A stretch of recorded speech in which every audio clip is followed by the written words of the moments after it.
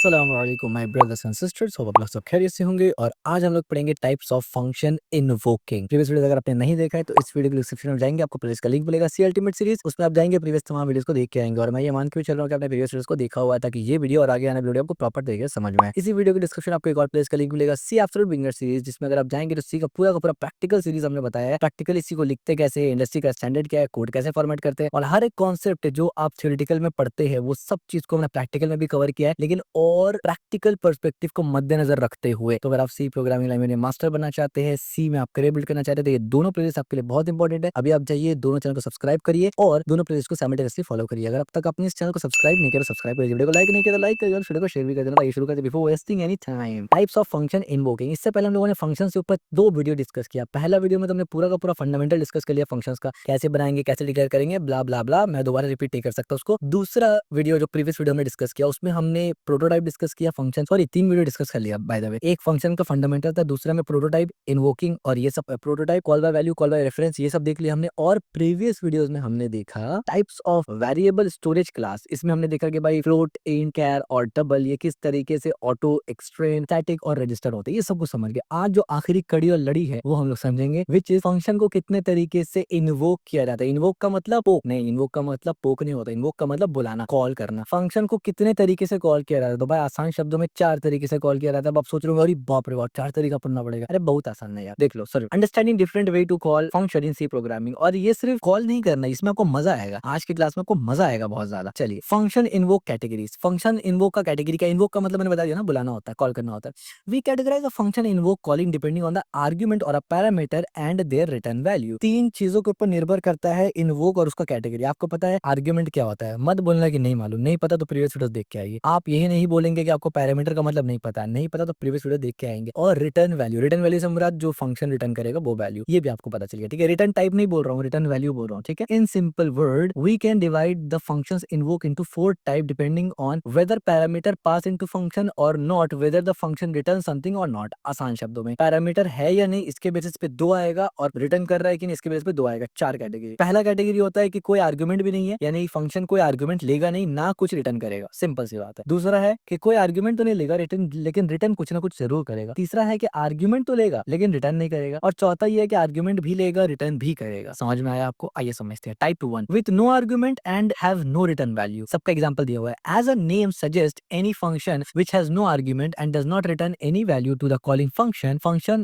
fall in this category. This type of function are confined to themselves, i.e. there is neither they do receive any data from calling function nor do they transfer any data to the calling function. So there is no data communication between the call and the called function, only program control will the transfer. अब क्या इतना सारा jargons मैंने बोल दिया आसान शब्दों में भाई। ना ये कोई डेटा लेगा ना कुछ देगा, हम ना लेंगे ना देंगे, इतना ही सिंपल सी बात है। देखिए क्या है, इंट स्टूडियो बना दिया हमने, मेन यहाँ पर लिख दिया हमने, उसके बाद हमने यहाँ पर वाइड मैसेज लिख दिया एक, मान के चलिए मेन है हमारा, मेन लिख दिया। यहाँ पर हमने प्रिंट लिखा, कंट्रोल इन मेन, और एक मैसेज प्रिंट किया। ये मैसेज नीचे बना हुआ है ऑलरेडी, और उसके बाद कंट्रोल अगेन कर दिया और कंट्रोल। अब आप बोलेंगे ये क्या लिखा हुआ है भाई, इसमें कुछ रिटर्न हो रहा है डेटा। आप देखिए ये ना कोई डेटा ले रहे ना कोई डेटा दे रहे, तो क्या कर रहे, सिर्फ प्रिंट कर रहे हैं। तो आप बोलेंगे क्या प्रिंट करना मतलब डेटा रिटर्न करना नहीं होता? नहीं होता। बहुत से लोग यहाँ पर गलती करते हैं, वो सोचते हैं कि प्रिंट तो करवा रहे हैं, डेटा तो रिटर्न कर रहे हैं। नहीं, प्रिंट तो सिर्फ कंसोल में आता है, डेटा रिटर्न नहीं हो रहा है। डेटा रिटर्न होना अलग चीज है। जब तक रिटर्न स्टेटमेंट इस्तेमाल ना हो तब तक डेटा रिटर्न नहीं होता। ये बात बिल्कुल ध्यान में रखना। बहुत से लोगों को ये कंफ्यूजन, बहुत से स्टूडेंट को ये कंफ्यूजन रहता है। जब तक कि रिटर्न स्टेटमेंट नहीं लिखा गया तो इसका मतलब फंक्शन कुछ भी रिटर्न नहीं कर रहा, और पैरामीटर तो आपको खाली दिख ही रहा है। तो बस, तो समझ में आया। जब आप ना पैरामीटर इस्तेमाल करेंगे और ना ही रिटर्न इस्तेमाल करेंगे, आपका कोड कुछ ऐसा दिखेगा जिसमें सिर्फ टर्मिनल में कुछ आप प्रिंट ही करवा सकते हैं। That's it. टाइप 1 का आउटपुट अब देखिए, ये टर्मिनल वाला चीज ही सिर्फ आपको दिखेगा। Simple explanation. कंट्रोल फ्लो अगर आप देखेंगे तो main function calls message without passing any argument, no data transfer, no data exchange between main and message, और रिटर्न वैल्यू भी कुछ नहीं हुआ। ठीक है, नंबर 2 देख लीजिए आप, with no argument and with return value, यानी आर्गुमेंट तो आप नहीं ले रहे लेकिन रिटर्न कुछ ना कुछ जरूर कर रहे हैं। तो ये कैसे है? Suppose if a function does not receive any data type, any data from calling function but does send some value by the calling function, then it is fall into this category. यानी मान लीजिए कोई ऐसा function है जो argument कुछ भी नहीं ले रहा लेकिन इसको कॉल करने में कुछ ना कुछ दे जरूर रहा है। ठीक है, यार अच्छा बच्चा लेगा कुछ नहीं देगा सब। तो वो देखिए, सम ऑफ द 10 नेचुरल नंबर ये देगा। फॉर एग्जांपल मैंने एक फंक्शन बनाया, देखिए यहाँ पर एक प्रोटोटाइप बनाया हमने। ठीक है, आपको प्रोटोटाइप दिख रहा है ना? ठीक है, ये प्रोटोटाइप बनाया। आप बोलेंगे प्रोटोटाइप में पैरामीटर नहीं है भाई, फंक्शन में पैरामीटर ले ही नहीं रहे ना, तो इसलिए पैरामीटर नहीं लिखा है। ठीक है, ये प्रोटोटाइप है, ये डेफिनेशन है। डेफिनेशन में क्या किया हमने, एक लोकल वेरिएबल बनाया सम नाम का। सॉरी, ये मेन है हमारा, ये डेफिनेशन है। ओ अच्छा नहीं, ये प्रोटोटाइप नहीं है, सॉरी माय बैड, ये पूरा का पूरा फंक्शन है, नॉट प्रोटोटाइप। ठीक है, और ये मेन है। ठीक है, ये जैसे एग्जांपल है। आप जब बनाएंगे तो प्रोटोटाइप के साथ ही बनाएंगे, क्योंकि हमने ऑलरेडी डिस्कस किया हुआ है कि ये बेस्ट प्रैक्टिस है। तो हमने यहाँ पर क्या किया, एक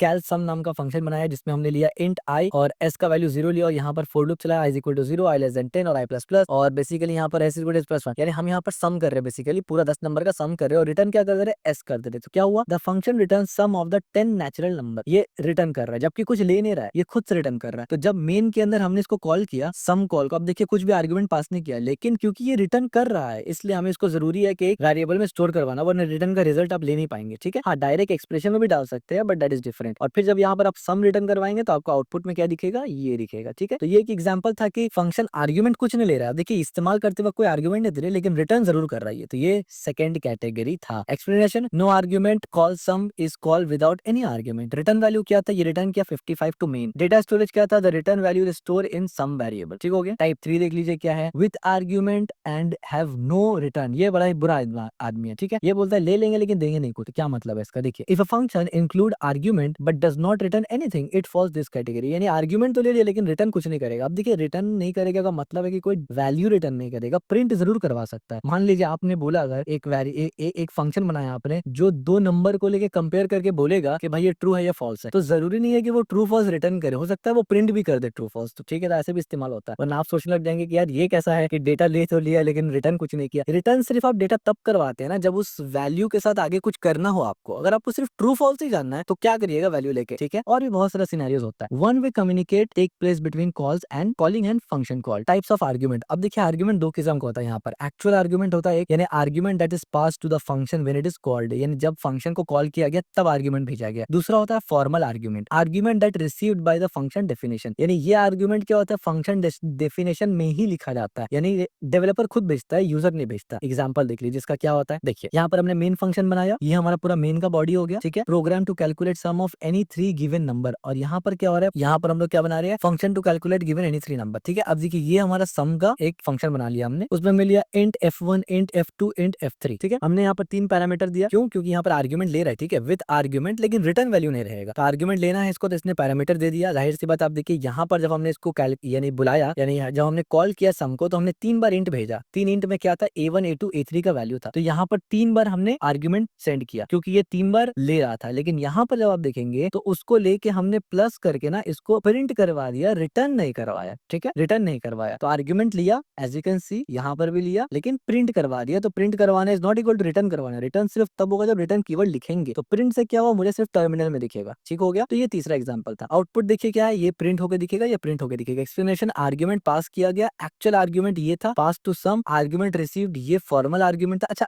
एक्चुअल और फॉर्मल में क्या देखिए, एक्चुअल आर्गुमेंट क्या था, a1 a2 a3। यहाँ पर आप देखिए a1 a2 a3, ये एक्चुअल आर्गुमेंट था जो हमने एज अ यूजर यहाँ से भेज दिया। फॉर्मल आर्गुमेंट क्या था, ये फॉर्मल आर्गुमेंट ये था, यानी ये हमने खुद से बनाया, यानी ये अलग वेरिएबल है ना, a1 a2 a3, और यहाँ पर हम लोग रिसीव अलग नाम से कर रहे हैं ना, तो ये बेसिकली फॉर्मल आर्गुमेंट है। यानी सेम ही चीज है, जब a1 a2 a3 भेजते हैं ना तो ये f1 की जगह a1 ही एक्चुअली में आ जाता है। बट क्योंकि हमने f1 लिखा है ना, तो f1 के अंदर a1 का वैल्यू आएगा। तो अब हम यहाँ पर a1 लिख के इसको प्लस नहीं कर सकते, एरर आ जाएगा, हमें f1 लिख के ही प्लस करना पड़ेगा। ठीक है, दैट मेक्स टोटली सेंस। जाहिर सी बात है, अगर हमने यहाँ पर a1 लिखा होता तो a1 प्लस करते, हमने f1 लिखा है तो f1 करेंगे, लेकिन अब ये f1 में a1 का ही वैल्यू है। ठीक है, क्योंकि रिप्लेस हो रहा है। इतना तो आप समझ गए होंगे। तो बस उसी में फर्क है, आर्गुमेंट पास जो किया उसको एक्चुअल आर्गुमेंट बोलते हैं, और आर्गुमेंट रिसीव जो किया उसको फॉर्मल बोलते हैं। यानी इन शॉर्ट, जो वेरिएबल नाम आपने भेजा, जरूरी तो नहीं कि मैं उसी नाम को एज इट इज रखूं, मैं अपना नाम दूंगा यार। तो वही अपना नाम देना मतलब ही फॉर्मल आर्गुमेंट है, लेकिन वैल्यू आप ही करेगा, ये याद रखना। सिर्फ नाम बदला है मैंने, वैल्यू आपका ही है। नो रिटर्न, रिटर्न कुछ भी नहीं है। बढ़िया। So here is f1 f2 f3 the formal argument, और a1 a2 a3 the actual argument. Actual argument मतलब यूजर जो वेरिएबल बना के भेज रहा है, यूजर ने कांस्टेंट तो नहीं भेजा ना, डायरेक्ट नंबर तो नहीं भेजा, उसने वेरिएबल भेजा। तो जो वेरिएबल यूजर ने भेजा दैट इज एक्चुअल आर्गुमेंट, क्योंकि यही यूजर ने भेजा है। अब वो वेरिएबल के अंदर कुछ ना कुछ तो नंबर आएगा ना, तो वो नंबर आके यहाँ चिपक जाएगा फॉर्मल आर्गुमेंट में। अब फॉर्मल आर्गुमेंट में हम कुछ भी नाम लिख सकते हैं, कोई भी वेरिएबल लिख सकते हैं, लाइन वही रहेगा। a1 है तो f1 में ही आएगा, f2 में नहीं आएगा, यानी सीक्वेंशियली चलेगा एरे के द्वारा। ठीक हो गया। नंबर 4 देख लीजिए, with argument function and with return function, जो कि मोस्ट ऑफ द टाइम आप यही काम कर रहे होंगे, और हमने अब तक काफी मर्तबा प्रैक्टिस किया है, तो यही काम किया, प्रैक्टिकल वाले का बात कर रहा हूँ। In this category two way communication takes place between calling function and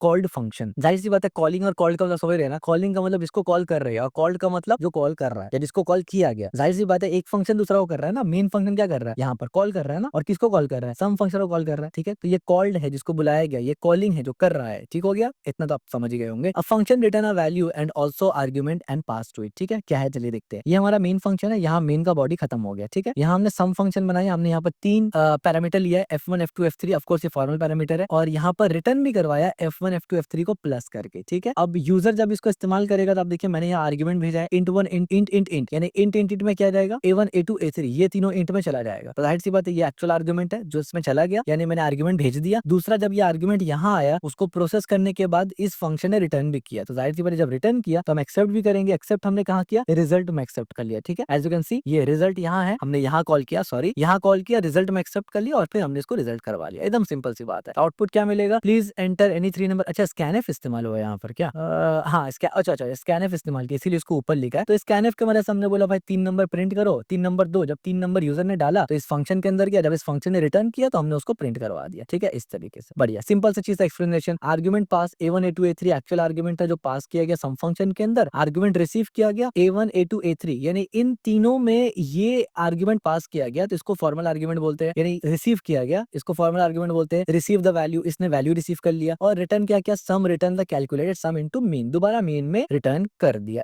as simple as that. Summary of function type अगर हम लोग लिखे तो बहुत आसान है। पहला टाइप क्या था कि भाई ना आर्ग्यूमेंट देंगे ना रिटर्न देंगे, नन, कुछ भी नहीं, डेटा फ्लो होगा ही नहीं। दूसरा टाइप क्या था कि भाई आर्ग्यूमेंट नहीं देंगे लेकिन आर्ग्यूमेंट लेंगे नहीं लेकिन रिटर्न देंगे जरूर। यानी लेंगे से मुराद अभी हम वो फंक्शन के एतबार से बात कर रहे हैं कि आप खुद एक फंक्शन है और आप आर्ग्यूमेंट ले रहे हैं और रिटर्न कर रहे हैं। ठीक है, इस एतबार से तो हम आर्ग्यूमेंट नहीं ले रहे, रिटर्न जरूर कर रहे हैं। तो फंक्शन कॉलिंग होगा सिर्फ, यानी फंक्शन सिर्फ उसको कॉल कर सकता है, आर्ग्यूमेंट कुछ नहीं दे रहा ना, यानी मेन फंक्शन सिर्फ कॉल करेगा, कुछ आर्ग्यूमेंट नहीं भेज रहा। नंबर 3 में क्या है कि वो आर्ग्यूमेंट लेगा और रिटर्न नहीं करेगा। इसमें क्या हो रहा है, कॉल फंक्शन। अब आप सोच रहे होंगे यार फंक्शन कॉल और कॉल फंक्शन में क्या है, ये बेसिकली पर्सपेक्टिव बता रहा है कि अगर मैं मेन हूं तो मैंने यहाँ पर आर्ग्यूमेंट नहीं भेजा, और अगर मैं मेन हूं तो मैंने यहाँ पर आर्ग्यूमेंट भेजा है, और अगर मैं मेन नहीं हूँ दूसरा फंक्शन हूँ तो मैंने यहाँ पर आर्ग्यूमेंट नहीं लिया है और यहाँ पर आर्ग्यूमेंट लिया है। ठीक है, बस ये पर्सपेक्टिव है। फोर्थ में क्या होता है, वो आर्ग्यूमेंट भी लेगा और वो रिटर्न भी लेगा, यानी बोथ वे कम्युनिकेशन। एकदम सिंपल सा चीज है। तो कंट्रोल फ्लो कैसा होगा, all type transfer control from calling function to called function, यानी जितना भी ये फ्लो चल रहा है ये कौन सा फंक्शन कॉल कर रहा है, तो हमारे सी प्रोग्राम के हिसाब से हमेशा जो फंक्शन कॉल करेगा दूसरे फंक्शन को वो मेन ही होगा। कभी कभी मेन कॉल करेगा और वैल्यू लेगा, कभी मेन कॉल करेगा कुछ भेजेगा भी नहीं, वैल्यू लेगा भी नहीं, कभी मेन कॉल करेगा वैल्यू भेजेगा लेकिन कुछ लेगा नहीं, और कभी वो वैल्यू भी भेजेगा कुछ लेगा भी। सिंपल। डेटा कम्युनिकेशन क्या होगा, vary from none to two way communication, और choose case, choose based on requirement of the data exchange. Simple सी बात है। So that's it for today's video. Finally इस टॉपिक के साथ हमारा जो फंक्शन से रिलेटेड जो भी चीज था वो सब तगड़ा लेवल पे कवर हो चुका है। फंडामेंटल्स, बेसिक, इंटरमीडिएट सब कवर हो चुका है। हाँ, नेक्स्ट वीडियो हम लोग एक टॉपिक पढ़ेंगे जो कि सी में अगर ना पढ़ाऊं तो लोग नाराज हो जाएंगे, इसलिए मैं पढ़ा दे रहा हूँ। वो हम लोग पढ़ेंगे रिकर्जन का टॉपिक फंक्शन में। ठीक है, कि फंक्शन जब फंक्शन को खुद से कॉल करे तो उसको ही रिकर्जन बोलते हैं, यानी फंक्शन खुद को कॉल करेगा बार बार, यानी नेस्टेड फंक्शन। यानी इससे पहले हमने पढ़ा था ना कि इससे पहले हमने पढ़ा था नेस्टेड लूप, नेस्टेड एरे, जिसको हमने मल्टी डिमेंशनल एरे बोल दिया था। ठीक है, तो वैसे ही नेस्टेड फंक्शन भी होता है, तो उसी नेस्टेड फंक्शन ही को आप बोल सकते हैं रिकर्जन। वो हम लोग नेक्स्ट वीडियो में पढ़ेंगे। तो इस वीडियो को लाइक जरूर करना, अगर पसंद आया वीडियो, चैनल को सब्सक्राइब जरूर करना और इस वीडियो को शेयर जरूर करना।